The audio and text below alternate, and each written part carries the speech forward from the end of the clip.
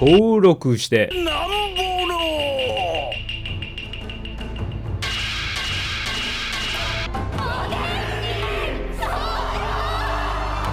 Card Kaizoku. Patreon. Welcome to Kaizoku Recap, where we summarize any One Piece card reveals, news, and tournament results that I care to keep up with. First up in card reveals, we get even more OP06 cards spoiled. Denjiro. Yellow character with 5 cost and 6000 power. His card reads, Dawn times 2. If your opponent is at 3 or less life, this character cannot be KO'd by effects. Trigger. If your opponent is at 3 or less life, play this card. Making him an 8k swing for the immunity to KO is kind of awkward when you usually want to be swinging for like 7. But the trigger is pretty strong, making him a conditionally free body. And I'm just happy to see more yellow Wano cards. Kawamatsu, another yellow character. 3 cost, 5000 power. His card reads, when attacking, you may discard 2 cards, return up to one of your 0 power characters to the top or bottom of its owner's life face up. Trigger, if your opponent is at 3 or less life, play this card.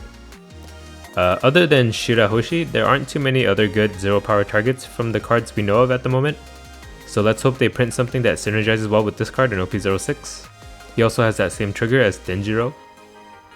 Kikunojo, another yellow character, 4 cost, 6000 power.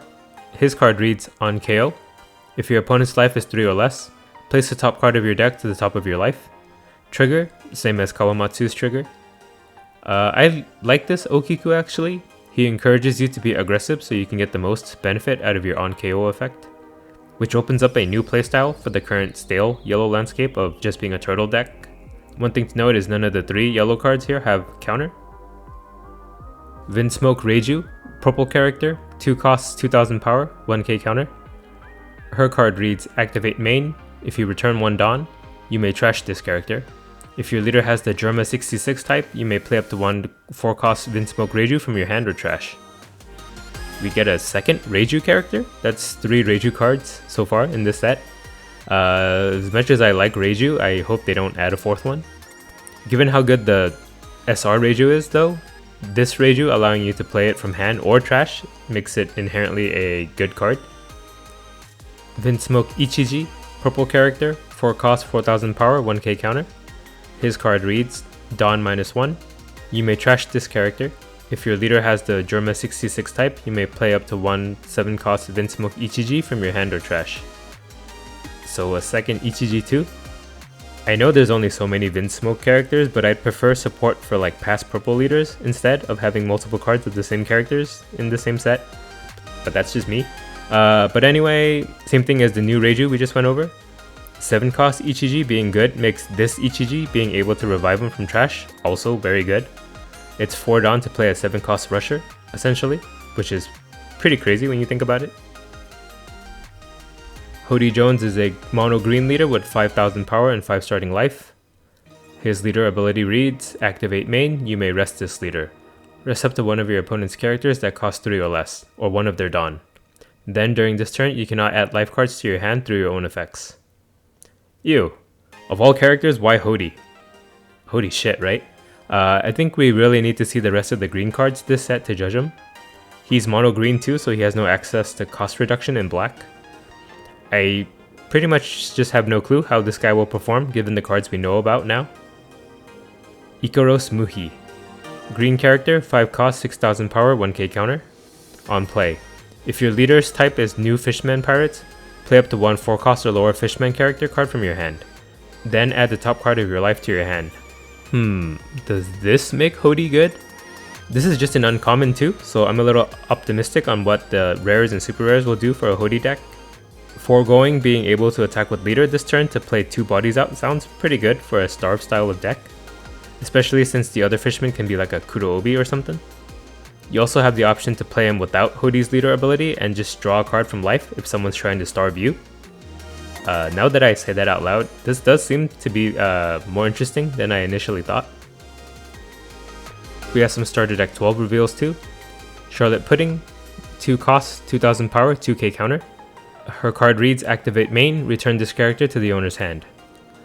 A blue 2k counter that can bounce herself back to hand? That sounds like it'll enable a lot of shenanigans. It already synergizes with Zoro and Sanji, but it can also do things like help Queen reach his 4-card criteria more easily too. Emporio Ivankov. Blue character, 3 costs, 4000 power, 1k counter. His card reads, on play, reveal the top card of your deck, play up to one 2-cost character, then return the remaining cards to the top or bottom of your deck. When attacking, once per turn, if your hand has 6 cards or less, draw a card. Drawing when attacking is a pretty good effect, and the free 2-cost on play sounds neat. It just doesn't seem amazing on its own, but I think we'll have to see the rest of the starter deck before we can judge him. Duval. Blue character, 2 costs, 1000 power, 1k counter. His card reads, blocker, on play, look at the top 3 cards of your deck and place them back at the top or bottom of your deck in any order. He fills a pretty good niche for the deck. He's a 2-cost that can be used with Zoro and Sanji's leader ability. He can be cheated out with Ivankov, and he can rearrange the top cards of your deck to help activate some of the other cards in the deck. And he's a blocker on top of that too at the end of the day. In One Piece card game news, Starter Deck 10 Ultimate Deck to 3 Captains releases next month. This is one of the highest value starter decks to get, especially if you've been a purple coper up until now. I'll be doing an Is It Worth It video for this deck next week, where I'll be going over the 3 new leaders, what cards are good from the deck, and who this deck benefits. This deck will release on November 3rd, so keep that on your calendars. The next wave of store tournaments, Volume 5, is starting in December. The participation packs feature existing cards with the Treasure Cruise art. 5 Luffy and 9 Kaido are 2 staple cards even into OP05, so I think these are pretty good packs. The winner prize this time around is a stamped version of the pack we just mentioned. Signups for this event go live on November 17th. There's a new event type coming too. The first anniversary tournaments will take place throughout December. To be honest, it sounds like a pre-release, but the tournament period goes past the release date of OP05. And I think it's different enough that I'll treat it like its own thing for now. Stores can either run it in a sealed or constructed format. You get this green Luffy for participation.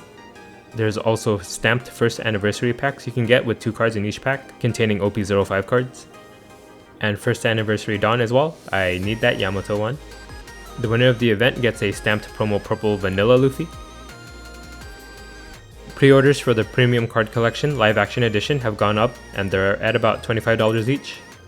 They do look kinda cursed, but that's exactly why I have 4 copies ordered. You'll have until November 12th to place your pre-orders. The product is expected to release in April 2024. Details on the North American Finals is out. It'll take place at the LA Convention Center and be run by OPTCG. Registration for the event goes up on November 2nd for the people with the invitee priority. It goes up for everyone else on November 9th at 5 p.m. Spectator registration goes up on December 21st at 5 p.m. Admission to the event is free. The event starts on January 26th with early check-in, where you can get a Championship 2023 event pack. The tournament starts on the following day on January 27th, going into the next day, January 28th. There's another alt-art version of that same promo purple Luffy up for grabs for attending this event, and it seems like there'll be other goodies to be announced too. The tournament itself has its own pricing structure. You can check the link in the description for the full details, but the top 2 from this tournament will get an invite to the World Championships taking place in Japan, with airfare and hotel included. Also, I'm going to stop reporting on new regionals and treasure cruises because I noticed Bandai updated on October 6th a new regional online event that actually went up on October 1st. So by the time that it shows up on the website, those events have long been sold out already. There's a One Piece card game Gachapon that will release in November in Japan. Probably irrelevant for a lot of y'all, but I'll be in Japan to snag a few of these, so it's relevant to me. In tournament news, with data provided from Eggman Events, here's the top 16 for OPE's EU October Online Regionals. A green-purple Doflamingo took the tournament. There's even a starter deck Kaido here. Here is Pereira R's Doflamingo list. Here's the top 16 for PlayTCG's NA Online Regionals. Queen took this one. The early OP04 meta in English seems to be quite varied so far. Here is Holden Miller's Queen list. Here is the top 16 for the Latin American TCG Events Online Regionals. A Film Kid took this one. This one was a little freaky because I posted my own Film Kid deck breakdown either like before or on the same day as this tournament.